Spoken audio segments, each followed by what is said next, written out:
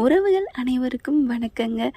இந்த மலரை என்னங்க சொல்கிறது, சும்மாவே கல்யாண பொண்ணுங்க எப்பேற்பட்ட கோவக்காயாக இருந்தாலும் சரி, இல்லை அமைதியான சாந்தமான பொண்ணாக இருந்தாலும் சரி, கல்யாண வீட்டில் அமைதியாக தானங்க இருப்பா. ஆனால் நம்ம மாதிரி ரொம்ப மன கஷ்டத்தில் கல்யாணம் பண்ணிக்கிட்டு வந்திருக்காங்க. அதுவும் பிடிக்காத ஒரு முரட்டு பையன்னு நினச்சிக்கிட்டு அப்பாவுக்கு வேற முடியாமல் வேற இருக்காங்க. இந்த சமயத்தில் ஈன்னு பல்ல பல்ல காமிச்சிட்டாங்க பேசும். ஆனால் அவங்க புருஷங்கிட்ட பாக்கியராஜிட்ட சொல்லுது பார்த்தீங்களா, காரில் வரையில், ஏங்க இந்த பொண்ணு ரொம்ப அமைதியான பொண்ணு போல இருக்கு, வாயே திறக்கலை.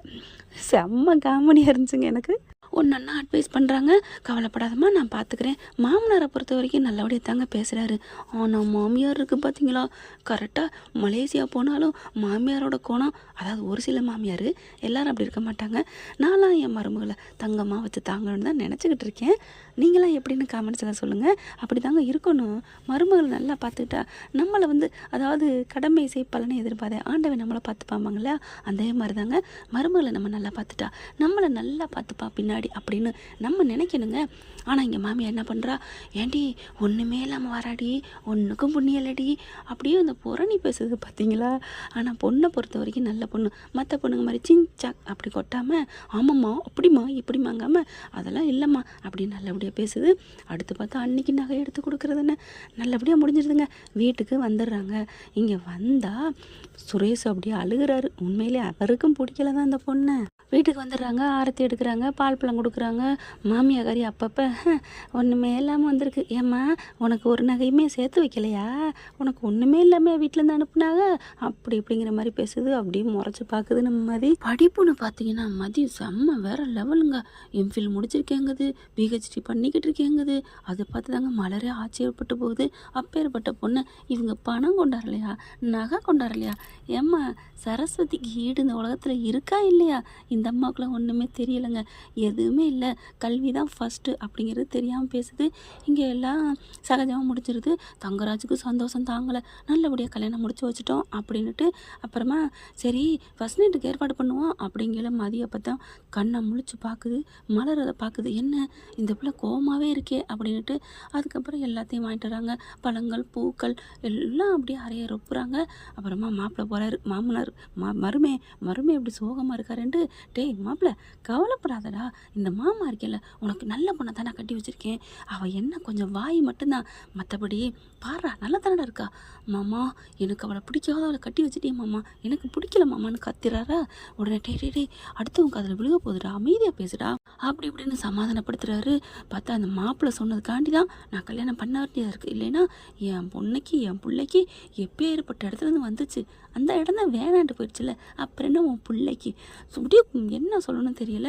அடுத்து சரி நீ இங்கே இருந்து கத்தாத, இங்கே வா அப்படின்னு சொல்லிட்டு மாடியை கூட்டிகிட்டு போயிடாருங்க. கூட்டிகிட்டு போய் இங்கே பாரு மாப்பிள்ள, நீ எதுவும் நினைக்காதடா.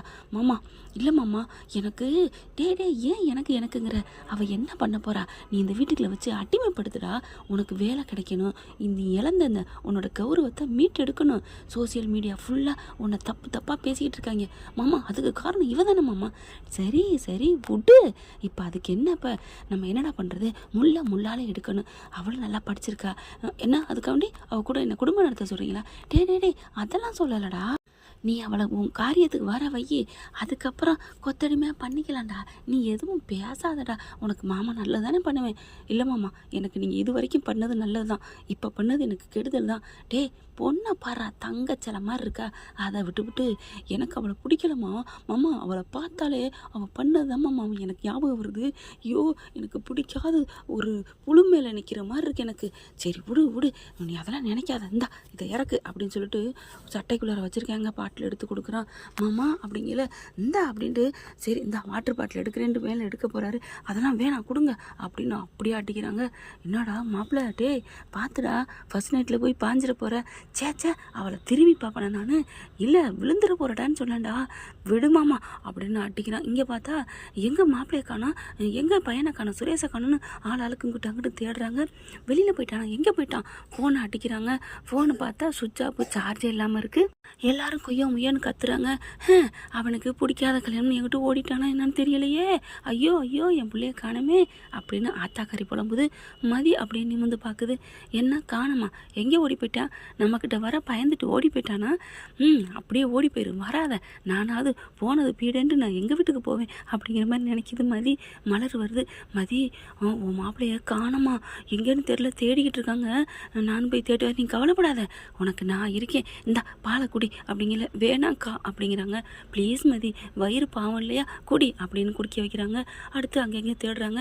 என்னடி என் பிள்ளைய காணும் தேடிக்கிட்டு இருக்கோம், உனக்கு பால் கேட்குதா, பாலை கொண்டு கொடுத்துட்டு வரியா அப்படின்னு சொல்ல. என்னத்தை, அப்புறம் பசிக்காதா, என் புள்ள என்ன ஆனான்னு தெரியலையே, இவளாவது பால் குடிக்கிறா, உன் புள்ள என்ன குடிக்கிறான்னு தெரிஞ்சா நீலாம் ஒன்றும் சொல்லக்கூடாது. அடுத்து எல்லா இடமும் தேடுறாங்க. மணி ஆகுது. இங்கே தங்கராஜும் சேர்ந்து அடிச்சுக்கிட்டு அப்படியே ஒரு மாதிரி ஆகிறான். என்னென்ன பழி பண்ணிட்டடி, ஒன்று நான் சும்மா விடுவேன், என்னென்ன பண்ண, என் மாப்பிள்ளை கல்யாணம் நடந்துருச்சுடி, நாளையிலேருந்து உனக்கு நித்தம் உனக்கு இருக்குடி கச்சேரி அப்படின்னு நினைக்க. மாமா என் வாழ்க்கை போச்சு மாமா, எல்லாம் தான் கீழே இருக்கல, அவள் பேர் என்ன மாமா, என்னது சதியா விதியா, மதி மாப்பிள்ள, மதி பேரை பாரு, மதி, அவள் மதியை வச்சு என்னோட விதியை வாழ்க்கையில் விளாண்டுட்டா மாமா அப்படின்னு சொல்லி தவிக்கிட்டாங்க. அதுக்கப்புறம் அங்கங்கே ஃபோன் பண்ணுறாங்க. பார்க்குது, அவர் காதில் விழுகுது தங்கராஜுக்கிட்டே, உன்னை காணாமல் தேடுறாங்க மாப்பிள்ள, வா நம்ம போவோம். தேடுறாங்களா, தேடட்டும் மாமா, தேடட்டும், அவள் ஒத்தால கடந்து தவிக்கட்டும். நீ போனாலும் போகாட்டி அவளுக்கு ஒன்றும் இல்லை, நீ போய் அவளை இப்போவே உன்னோட நிலையை நிறுத்து, அவளை எல்லாத்தையும் கட்டுப்பாட்டில், உன் கட்டுப்பாட்டில் கொண்டு வா மாப்பிள்ள. ஆமாம் மாமா, கரெக்டு மாமா, கிளம்பு மாமா அப்படின்ட்டு 2 பேரும் தள்ளாடிட்டு வருதுங்க. பார்த்தா கீழே பார்த்துறாங்க. இதோ அண்ணன் இங்கே இருக்கிறாரு அப்படின்னு சுரேஷோட தம்பி சொல்கிறாரு. அதுக்கப்புறம் மேலேருந்து இறங்கையில், மாப்பிள்ள பார்த்து அப்படிங்கல. மதி பார்க்குது. பார்த்தோன்னே சே என்ன இவ்வளோ ஃபுல் குடிகாரனாக இருக்கானே அப்படின்னு குனிஞ்சுக்கிறாங்க. மலரும் ஐயோ என்ன ரேவதியை பார்த்து பேசுகிறாங்க, உங்கள் தம்பி ஏன் இப்படி இருக்காரு, அதான் நீ ஐயோ என்ன இவன் இப்படிலாம் பண்ணதில்லையே. அப்படியே மாமனாரும் பார்க்குற, என்னடா அப்படி நடக்கிறான், அப்படியே மேலேருந்து வரையிலே விழுந்துடுறேன் தடுமாறி. வேட்டியில் அப்படியே உரசிடுது. உருண்டு டம்ம மாப்பிள்ள அப்படின்னு தங்கராஜுமே உருள்றாரு. 2 வந்து கீழே விழுகுதுங்க. சே என்ன குடும்பமா அப்படின்னு திரும்ப, மாப்பிள்ளை என்னாச்சு, மாமியாக்காரி மாப்பிள்ளையை தாங்க தூக்குறா. அடுத்து மயனையும் தூக்கிடுறாங்க. என்னடா பண்ணி வச்சிருக்க, என்ன காரியம்டா பண்ணி வச்சிருக்க அப்படின்னு தூக்கிக்கிட்டு வர்றாங்க. தூக்கிட்டு வந்து சோபாவில் உட்கார வைக்கிறாங்க. மாப்பிள்ளை என்ன மாப்பிள்ளை, அத்தை ஒன்றும் இல்லை அத்தை, சும்மா லைட்டாக மனசுக்கு ரொம்ப சந்தோஷமாக இருந்துச்சு அத்தை, கல்யாணம் நல்லபடியாக நடந்துச்சு இல்லையா, அந்த சந்தோஷத்தில் தான், துக்கமோ வருத்தமோ வேதனையோ எதுவும் இல்லை, எதுக்காகனா நாங்கள் குடிக்கலை என் மாப்பிள்ளை அப்படிங்கல. அப்படின்னு சொல்ல, அவனை கூட்டி கொண்டு ரூமில் விடுறா அப்படின்னு அவங்க அப்பேன் சொல்ல. பார்த்தா சுரேஷை கை தாங்களா தூக்குறாங்க. பாக்கியராஜு அவங்க தம்பி என்ன பண்ணுறாங்க, அம்மா அப்பா இது சரியில்லை, இவன் இங்கே படுக்கட்டும், மதி நீ போய் மட்டும் போய் படுமா போமா அப்படிங்கிறாங்க. என்னடா பேசுகிற மாப்பிள்ள, பாக்கியராஜ் நீ சும்மா இரு, அதெல்லாம் மாப்பிள்ளையும் பொண்ணு தான் ஒன்றா படுக்கணும், இவன் இருக்க கண்டிஷனுக்கு அங்கே வேணாம், ஏதாவது பிரச்சனை ஆயிரும் அப்படின்னு எவ்வளோ சொல்கிறாங்க. அதெல்லாம் சரிப்பட்டு வராதுன்னு சொல்லிட்டு உள்ளார கூட்டி போகிறாங்க. ஆனால் இவன் குடிச்சிட்டு உருள்ற பார்த்துட்டு மதி கோவமாக போயிட்டு உள்ளுக்குள்ளே போய் உட்காந்துருதுங்க. அதுக்கப்புறம் பார்த்தீங்கன்னா, வாங்க மதி வாங்க, உங்கள் ரூமில் தான் படுக்கணும் அப்படின்னு மலர்லேருந்து ரேவதிலேருந்து கூப்பிட்றாங்க. எப்படி நான் வருவேன், ஐயோ தெரியாமல் அவன் என்னென்னோ குடிச்சிருக்கான், அவன் பேசாமல் படுத்துருவான், நீங்கள் வாங்க, இங்கே படுத்தா அத்தை அதுக்கு வேற ஏதாவது சொல்லும் அப்படின்னு மலர் சொல்ல, இல்லை நான் அங்கே போகவே மாட்டேன் அப்படிங்கிறாங்க. அதுக்குள்ள பார்த்தீங்கன்னா சுரேஷை கொண்டு போய் அங்கே மெத்தையில் பூவெல்லாம் அலங்கரித்து வச்சுருக்காங்க இல்லையா, அங்கே கொண்டு போய் படுக்க வச்சிடுறாங்க. அதுக்கப்புறம் இங்கே வராங்க.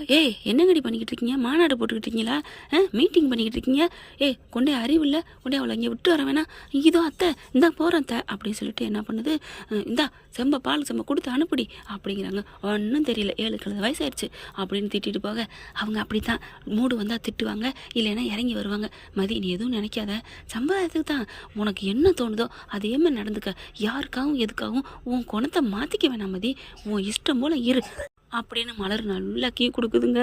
அதுக்கப்புறம் பாலை வாங்கிட்டு உள்ளுக்க போகிறாங்க. இவன் பார்த்தா அப்படின்னு தடுமாட்டு படுத்துருக்கவே அப்படியே வாந்தி வருது.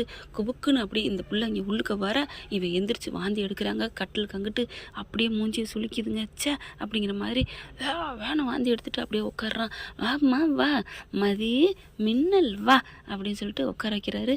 உட்கார சொல்கிறாரு. எனக்கு உட்கார தெரியுங்கிற மாதிரி பாலை வைக்க போதே, பாலை அங்கே வைக்கக்கூடாது மதி, ஏன்ட்ட கொடுக்கணும், என் வாழ்க்கையை என்னென்ன சதி பண்ணியிருக்கிறேன். இருக்கட்டும் என் மாமா உன்னை ஒன்று சும்மா கட்டிட்டு வரல அப்படிங்கிற முறைச்சி பார்க்குறாங்க. என்ன வாய்க்கு வாய் கொடி பிடிச்சி பேசுவ, ஓய் ஓயின்னு இப்போ என்ன அமைதியாக இருக்க, பயந்துட்டியா எங்களை பார்த்து அப்படியே முறைக்கிறாங்க. அப்படியே டக்குன்னு கோவம் வருது.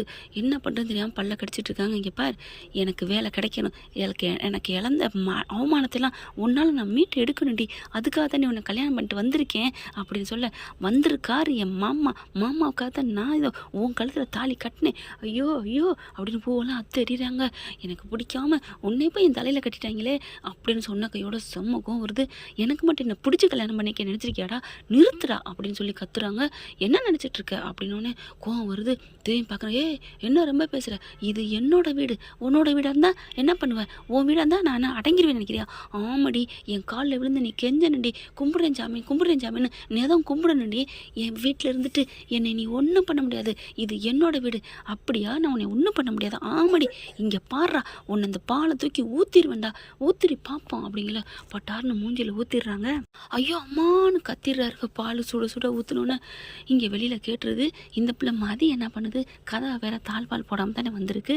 இது சந்தோஷத்தில் வந்தால் தாழ்பால் 10 தாழ்பால் கூட போடலாம், இது துக்கத்தில் வருது அதனால் தாப்பா போடலை. எல்லாரும் ஓடி வந்து என்னாச்சுன்னு கதவை தட்டுறாங்க. கதவு அப்புறம் தான் சும்மா தான் சாத்திருக்குன்னு தெரிஞ்சு திறக்கிறாங்களா. பட்டக்குன்னு மதி என்ன பண்ணுது, தாங்கையிலையும் ஊற்றிடுது. ஐயோ ஐயோ அம்மா அப்படின்னு சொல்லிட்டு கத்திக்கிட்டு இருக்க, என்னாச்சுமாங்கல்ல அம்மா அப்படின்னு மதி ட்ராமா போட ஆரம்பிக்கிறாங்க. என்னம்மாச்சு அப்படின்னு மலர் கேட்க, இல்லை அவர் படுத்திருந்தாரு, கொண்டாந்து வைக்க போனேன், டம்முன்னு கையை அப்படி ஆட்டினாரா, குடி போதையில் அப்படியே தடுமாறிடுச்சு, அவர் மேலே விழுந்துடக்கூடாதுன்னு தாங்கி பிடிச்சேன், என் கையிலையும் கொட்டிடுச்சு, அவர் மூஞ்சிலையும் கொட்டிடுச்சு, ஐயோ அப்படின்னு சொல்ல, இங்கே இவர் என்ன பண்ணுறாரு, மூஞ்சில் கையை வச்சுட்டு ஊன்னு கத்திக்கிட்டு இருக்காரா. ஐயோ இல்லைன்னு சொன்னால் அதை யாருமே காதில் வாங்கலை. ஐயோ ஊற்றிட்டாலே ஐயோ என் கையும் போச்சே அப்படின்னு நடிக்க 2 பேருமே சேர்த்து ஆஸ்பத்திரி கூட்டிகிட்டு போகிறாங்க. ட்ரீட்மெண்ட்லாம் பண்ணுறாங்க. மலர் பார்க்குது, என்ன மதியாச்சு அப்படிங்கல, உண்மையிலே தடுமாறி தான் கொட்டி போச்சா இல்லை என்ன அப்படிங்கல, டட்டான் மியூசிக் அப்படியே முறைச்சு பார்க்குறாங்க. என்ன சீண்டி பார்த்தா என் வீடு, நான் ஆட்டி பார்த்தா நான் விடுவேனா என்ன நினச்சிட்டு இருக்கான். எங்கேயுமே என்னோட உண்மைக்கு தான் நான் மதிப்பு கொடுப்பேன், என் சத்தியத்துக்கும் நேர்மைக்கு தான் நான் நடந்து பழக்கம். இவன் வீடாக இருந்தால் நான் பயந்துட்டு கையை கட்டுவேன் நினச்சானா. அப்போ மதி நீ தான் ஊத்துனியா, ஆமாக்கா அப்புறம் என்ன நினச்சிட்டு இருக்கான் இவன் அப்படின்னு சொன்னோன்னே அப்படியே மதி எனக்கு பயமாக இருக்குது, ஐயோ பாவம் இல்லையா அப்படின்னு சொல்ல, என்னக்கா பாவங்கிறீங்க, உங்கள் அக்கா மாதிரி நான் என்னை பார்த்துக்குவேன்னு சொன்னீங்க, அதுக்குள்ள பாலை ஊற்றிருக்கேன், அவன் பேசின வார்த்தை அப்படி என்னென்ன பேசுனான் தெரியுமா, என்னை அடிமையாக்குவானா, சரி விடு அத்தை வருது பேசாமல் இரு அப்புறம் பேசிக்கலாம் அப்படின்னு அட்டக்குறாங்க.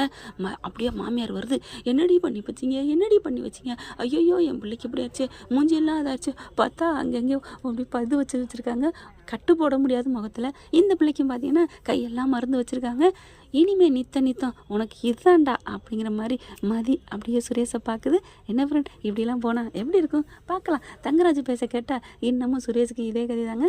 தேங்க்யூ. இந்த வீடியோ உங்களுக்கு பிடிச்சிருந்தா தயவு செய்து லைக் பண்ணுங்க. இன்னும் அப்டேட்ஸ்க்காக சேனலை சப்ஸ்கிரைப் பண்ண மறக்காதீங்க. நம்ம கிட்ட இருக்க எல்லா சேனல்ஸோட லேட்டஸ்ட் வீடியோ அப்டேட்ஸ்க்காக மேல ரைட் சைடுல காட்டுற லிங்கை கிளிக் பண்ணி வாட்ஸ்அப் குரூப்ல ஜாயின் பண்ணுங்க. உங்களிடம் விடைபெறுவது நான் உங்கள் மெஹர்.